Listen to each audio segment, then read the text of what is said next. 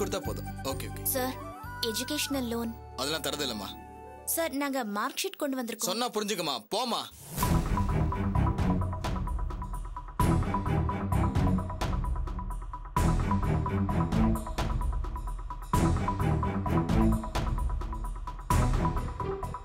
நம்ம கேக்காட்டியும் ஃபோன் பண்ணி personal loan வாங்கிக்கோன்னு சொல்லுவாங்க. தப்பி தவறி ஒரு மாசம் டியூ கட்டலன்னு வையே, நம்ம சொத்தையே எழுதி வாங்கிடுவாங்க. படிக்க கடன் கொடுத்தா நம்மள கொள்ளையடிக்க முடியாதுல்ல, அதான் யோசிக்கிறாங்க. சரி, நீ வா, வேற இடத்துல பார்க்கலாம்.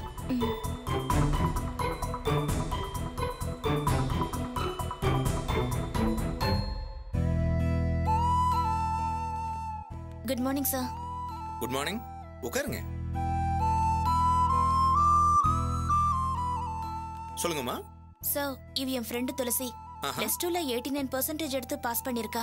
அது மட்டும் இல்ல, நாங்க படிச்சது கார்ப்பரேஷன் ஸ்கூல்ல, அங்க படிச்ச இவ்ளோ மார்க் எடுத்திருக்கா சார். இந்த வருஷம் இவதான் ஸ்கூல் ஃபர்ஸ்ட். ஓ, வெரி குட். அத கூட இந்தாங்க. இது ஏ மார்க் ஷீட் சார். நாங்க 2 பேருமே மிடில் கிளாஸ் தான். நாங்க 2 பேருமே இன்ஜினியரிங் படிக்கணும்னு ஆசைப்படுறோம்.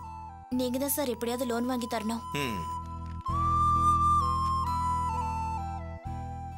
உங்க மார்க்க வச்சு பாக்குறப்போ உங்க 2 பேருக்குமே லோன் சாங்ஷன் பண்ண எலிஜிபிலிட்டி இருக்கு.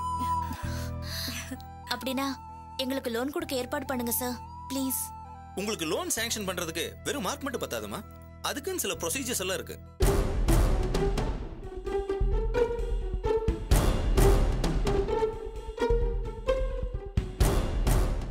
உங்க அப்பா என்னமா பண்றாரு? எங்க அப்பா டூரிஸ்ட் வண்டி டிரைவர் சார். உங்க அப்பா? எங்க அப்பா ஒரு கம்பெனில ஃபோர்மேனா இருக்காரு. உங்களுக்கு லோன் சாங்ஷன் பண்ணனும்னா உங்க அப்பா 3 வருஷம் ஐடி ரிட்டர்ன்ஸ் பண்ண ஃபைல் பேப்பர்ஸ் வேணும். இருக்கா?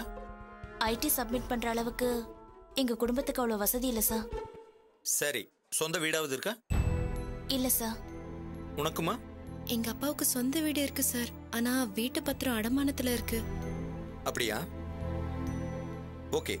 சென்னையில சொந்த வீடு வச்சிருக்கவங்க யாராவது உங்களுக்கு ஷூரிட்டி போடுவாங்களா? ஷூரிட்டி கையெழுத்து போடுற அளவுக்கு எங்களுக்கு யாரையும் தெரியாது சார். அப்படியா? உங்களுக்கு எவ்வளவு லோன் சாங்ஷன் பண்றோமோ அதே அளவுக்கு எஃப்டி பாண்ட் எங்களுக்கு காட்ட முடியுமா? அவ்வளவு பணம் இருந்தா நாங்களே காலேஜ்ல சேர்ந்திருக்க மாட்டோமா? அது இல்லம்மா, நாங்க கேக்குறதுல ஏதாவது ஒண்ணு உங்ககிட்ட இருந்தாதான் நாங்க எஜுகேஷன் லோன் சாங்ஷன் பண்ண முடியும். சார், கவர்மெண்ட்ல எஜுகேஷனல் லோன் தர பிளான் பண்ணதே எங்கள மாதிரி நடுத்தர குடும்பங்களுக்காக தான். எங்க கிட்ட சொந்த வீடு, எஃப்டி பாண்ட் இதெல்லாம் எப்படி சார் இருக்கும்? எங்க மார்க்க பார்த்து லோன் கொடுங்க, படிச்சு முடிச்சு வேலைக்கு போனதும் நாங்க உங்க லோனை கரெக்டா கட்டிடுவோம். அப்படி தர முடியாதுமா. சரியான டாக்குமெண்ட்ஸ் நீங்க காட்டாம எதை நம்பி உங்களுக்கு கடன் தர்றது? மார்க் ஷீட் இருக்கு, நிறைய மார்க் எடுத்திருக்கோம். இதை விட வேற என்ன ஆதாரம் வேணும் உங்களுக்கு? வெறும் மார்க் ஷீட் வச்சு என்னமா பண்றது? உங்கள மாதிரி எத்தனையோ பேர் மார்க் வாங்கியிருக்காங்க, அதுக்காக எல்லாருக்கும் கடன் தர முடியுமா? இது வெறும் காகிதம் இல்ல சார், 2 வருஷ உழைப்புக்கான அடையாளம். இவங்க மேற்கொண்டு படிக்க தகுதியானவங்கன்னு அரசாங்கம் எங்களுக்கு கொடுத்த சர்டிபிகேட். இதை விட வேற என்ன கேரண்டி வேணும்? நீ சொல்றதெல்லாம் சரிதாமா.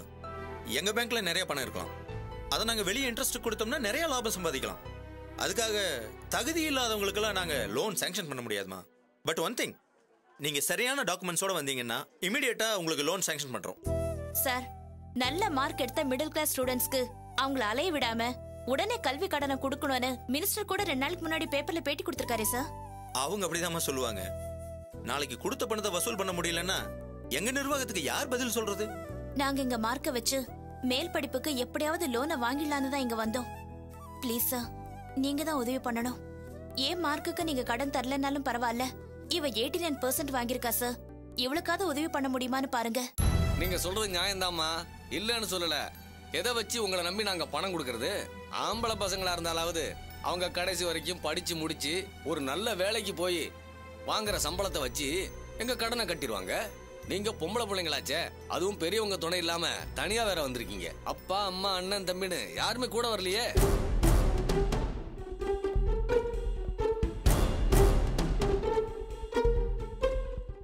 உங்களை மாதிரி பொம்பளை பிள்ளைங்களுக்கு எதை நம்பி கடன் தரது? நீங்களே சொல்லுங்க. மார்க் இருக்கே சார். மார்க் கிடைக்குதுமா மண்ணாங்கட்டி? அந்த நல்ல மார்க்கை வாங்கித்தானே இப்படி ஒவ்வொரு இடமா கடன் கேட்டு தெரியுறீங்க. இதுல இருந்தே அந்த மார்க்கை வச்சு ஒன்னும் பண்ண முடியாதுன்னு தெரியுதுல்ல.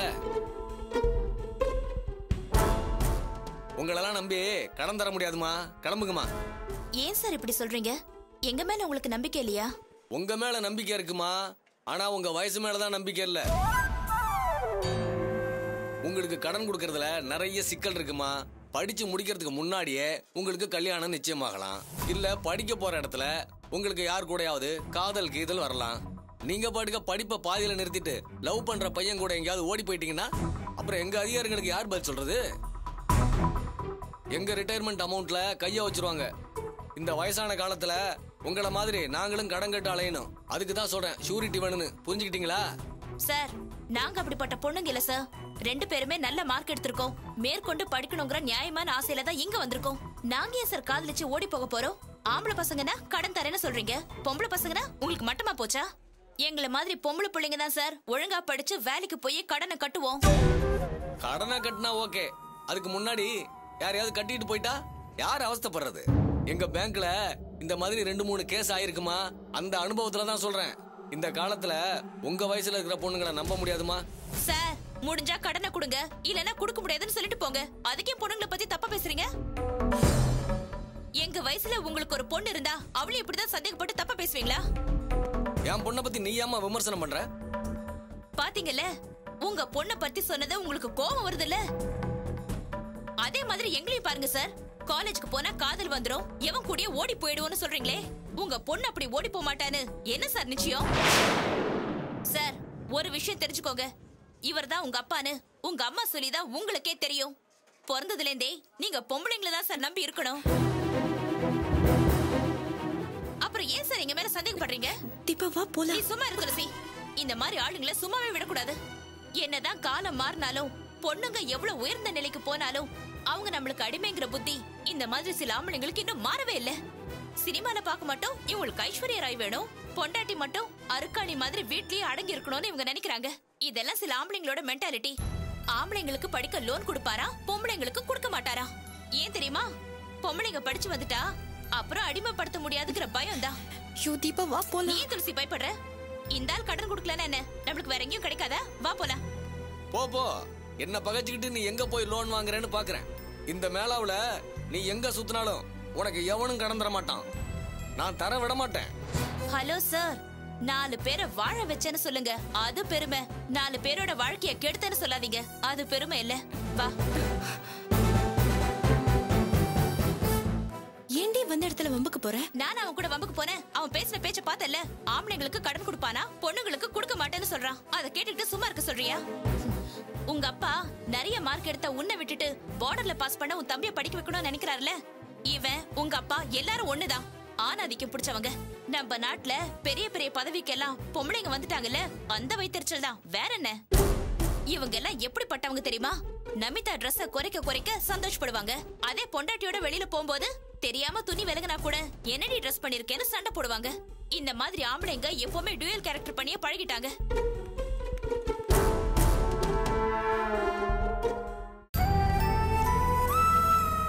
தீபா, நீ சொன்னதை கேட்டு நான் ரொம்ப நம்பிக்கையோட வந்தேன். ஆனா இங்க வந்த பிறகு எல்லாமே மாறி போச்சு. நம்ம படிப்புக்கு கடன் வாங்குறது அவ்வளவு சுலபமான விஷயம் இல்ல. அட நீ ஒண்ணு, அதுக்குள்ள நம்பிக்கை இழந்துட்டியா? இவன் ஒருத்தன் தான் இங்க அத்தாரிட்டியா என்ன? இவன் ஆபீஸ்க்கு வரும்போது பொண்டாட்டிய வீட்டுல வச்சு பூட்டி சாவிய கையோட எடுத்துட்டு வந்திருப்பான்னு நினைக்கிறேன். அந்த அளவுக்கு சந்தேக கேஸா இருக்கான். அதான் பொம்பளைங்க படிக்கணும்னு சொன்னதும் டென்ஷன் ஆயிட்டான். வா.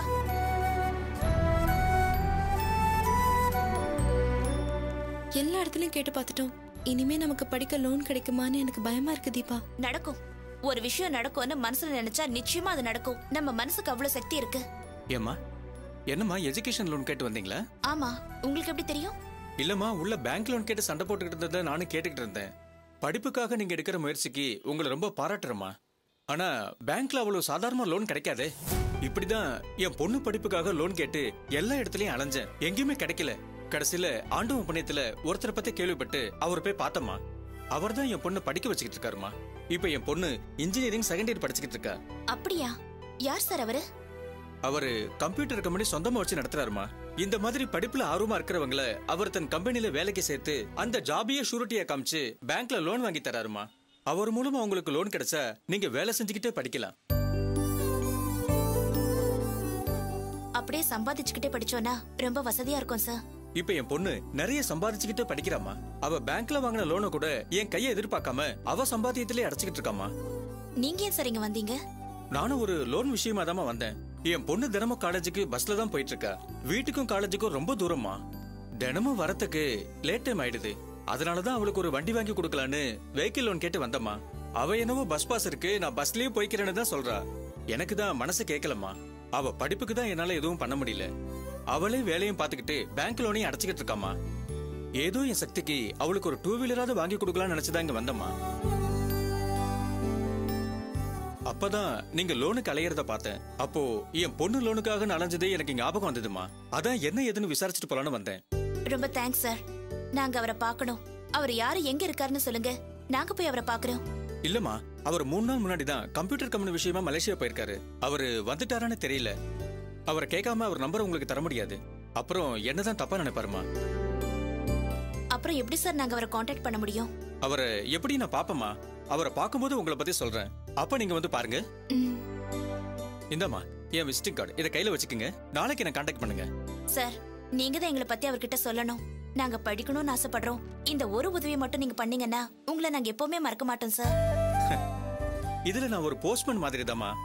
அவர்கிட்ட உங்களை பத்தி நான் சொல்றேன். உங்களுக்கு உதவி பண்றதும் பண்ணாம இருக்கிறதும் அவர் கையில தாமா இருக்கு. உங்களுக்கு தெரிஞ்சவர்னு சொல்றீங்களே சார், நீங்க சொன்னா கண்டிப்பா அவர் செய்வாரு. அவரு என் பொண்ணுக்கு உதவி பண்ற மாதிரி தான் நிறைய பேருக்கு உதவி பண்ணிட்டு இருக்காருமா. அதே சமயத்துல அவர் கம்பெனிலயும் ஏதாவது ஜாப் இருக்கணும்ல. அது உங்க லக்க பொறுத்தது. எதுக்கும் நாளைக்கு என்ன கான்டாக்ட் பண்ணுங்களா நீங்க. கண்டிப்பா பண்றேன் சார். உங்க வீட்டுல இதுக்கு ஒன்னும் அப்செக்ட் பண்ண மாட்டாங்கல்லம்மா. எதுக்கு கேக்குறேன்னா, உங்களுக்கு உதவி பண்ண போய் நாளைக்கு அவருக்கு எதுவும் ப்ராப்ளம் வரக்கூடாது இல்லையா. அதனாலதாம்மா கேக்குறேன். அப்படி ஏதாவது நடந்துச்சுன்னா என் மேலதாம்மா வருத்தப்படுவார் அவரு. அப்படியெல்லாம் அவருக்கு எங்களால எந்த ப்ராப்ளமும் வராது சார். எங்க வீட்ல யாருக்கும் எந்த கஷ்டமும் கொடுக்காம நாங்க படிக்கணும்னு நினைச்சிட்டு இருக்கோம். அதுக்காக தான் சார் அலைஞ்சிட்டு இருக்கோம். சரிம்மா, இப்போதைக்கு இந்த விஷயம் வீட்டுல தெரிய வேண்டாம். அவரால் கடன் கிடைச்சதுக்கு அப்புறம் நீங்க சொல்லிக்கலாம். சரி சார், உங்களை பார்த்ததுல எங்களுக்கு ரொம்ப சந்தோஷம். எங்களுக்கு இப்போ ஒரு நம்பிக்கை வந்திருக்கு. என்னால நீங்க படிக்க போனா அது எனக்கும் சந்தோஷம் தாமா. அவர் மலேசியால இருந்து வந்தது சொல்றேன். நீங்க அவரை வந்து பாருங்க. Okay sir. சரிங்க சார். பாத்தியா, உதவியே நம்மள தேடி வந்திருக்கு. அவர் சொன்ன மாதிரி நமக்கு வேலையும் கிடைச்சு படிக்க சந்தர்ப்பமும் அமைஞ்சா அதை விட வேற என்னடி வேணும் நமக்கு? எனக்கு வீடு தேடி வந்த வாய்ப்பை எங்க அப்பாவும் சித்தியும் சேர்ந்து கெடுத்துட்டாங்க. எப்படிப்பட்ட வாய்ப்பு அது? வாசல் வரைக்கும் வந்த சரஸ்வதியை வீட்டுக்குள்ளே நுழைய விடாம அப்படியே அனுப்பி வச்சுட்டாங்க. நான் படிக்க கூடாதுன்னு நினைச்சவங்க முன்னாடி நான் படிச்சு ஜெயிச்சு காட்டணும் தீபா. கண்டிப்பா நடக்கும். உன் வாழ்க்கையில எல்லாமே நல்லதா தாண்டி நடக்கும். வா போலாம்.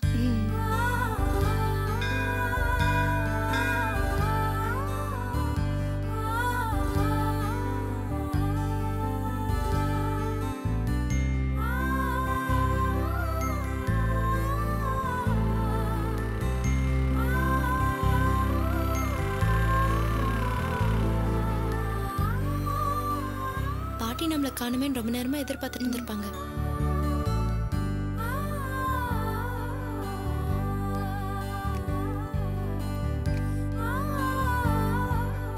போலாம் துளசி.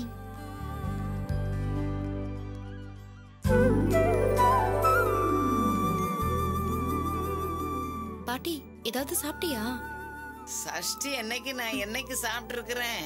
அதுவும் இல்லாம நான் கோயில் பிரசாதம் கூட சாப்பிட மாட்டேன். சரி, நீங்க போன காரியம் என்னாச்சு? பாட்டி, எங்களுக்கு ஒருத்தர் படிக்கிறதுக்கு லோன் ஏற்பாடு பண்றேன்னு சொல்லிருக்காரு பாட்டி. கண்டிப்பா எங்களுக்கு படிக்கிறதுக்கு பணம் கிடைச்சிரும். எங்களுக்கு இப்ப முழு நம்பிக்கை வந்திருக்கு பாட்டி. அப்படியா? எனக்கு ரொம்ப சந்தோஷமா இருக்குமா. எப்படியாவது நீ ஆசைப்பட்ட மாதிரி நல்லா படிக்கணும். படிச்சு நல்ல உத்தியோகத்துக்கு போய் முதல் மாச சம்பளத்துல உங்க அப்பனுக்கு ஒரு வேஷ்டி சட்டையும் பத்மாவுக்கு ஒரு புடவையும் எடுத்து கொடு. அப்பதான் அவங்களுக்கு புத்தி வரும். நீ படிக்க வைக்காட்டாலும் வீடு தேடி வந்த வாய்ப்பை கெடுத்தாலும் ஏன் புத்திசாலித்தனத்தால நானே படிச்சு சம்பாதிக்க ஆரம்பிச்சிட்டேன் பாரு அப்படின்னு அவங்களுக்கு புரிய வைக்கணும். பாட்டி, நான் வேலைக்கு போக படிச்சு முடிக்கிற வரைக்கும் காத்திருக்க வேண்டியதில்ல. யாருக்குமே கிடைக்காத ஒரு நல்ல வாய்ப்பு எங்களுக்கு கிடைச்சிருக்கு பாட்டி. ஒரு நல்ல மனுஷன் நம்மள மாதிரி வசதி இல்லாதவங்களுக்கு உதவி பண்ணிட்டு இருக்காராம். அவரே சொந்தமா கம்ப்யூட்டர் கம்பெனி எல்லாம் வச்சிருக்காராம். எங்களுக்கு அந்த கம்பெனில வேலையும் கொடுத்து படிக்க உதவி பண்ண போறாராம். எங்க கிட்ட பேசினவரோட பொண்ணுக்கு கூட அவர் அப்படித்தான் பண்ணிருக்காராம். அதனால இன்னும் கொஞ்ச நாள்லயே நாங்க சம்பாதிக்கவும் ஆரம்பிச்சிருவோம் பாட்டி. உங்க 2 பேருக்கும் சேர்த்து தானமா அப்படி சொல்லிருக்காரு? 2 பேருக்குமே கிடைச்சிரும் பாட்டி. அவர் எங்களுக்கு உதவி பண்றேன்னு சொல்லிருக்காரு. நீங்க 2 பேரும் ஒரே காலேஜ்ல படிச்சு பெரிய ஆளா வரணும். அதுதாம்மா என் ஆசை. கண்டிப்பா வருவோம் பாட்டி. இனிமே துளசிய நினைச்சு நீங்க பயப்படவே வேண்டாம், யார பத்தியும் கவலைப்பட வேண்டாம். இன்னொரு முக்கியமான விஷயம், எங்களுக்கு வேலை கிடைச்சிட்டா இன்னும் 2 ஃப்ரெண்ட்ஸோட சேர்ந்து ஒரு வீடு எடுத்து தங்க போறோம். அப்போ நீங்களும் எங்களோட வந்துடணும் பாட்டி. துளசி உங்களை விட்டு இருக்க மாட்டால. இதுக்கு மேல துளசி அந்த வீட்ல இருந்து போராட வேண்டியதே இல்ல. அவ பட்ட கஷ்டத்துக்கெல்லாம் ஒரு விடுவு காலம் வரப்போகுது. நீ சொல்றத கேட்க எனக்கு ரொம்ப சந்தோஷமா இருக்குமா. எல்லாம் அவன் செயல். இனிமே எல்லாத்தையும் அவன் பாத்துக்குவான்.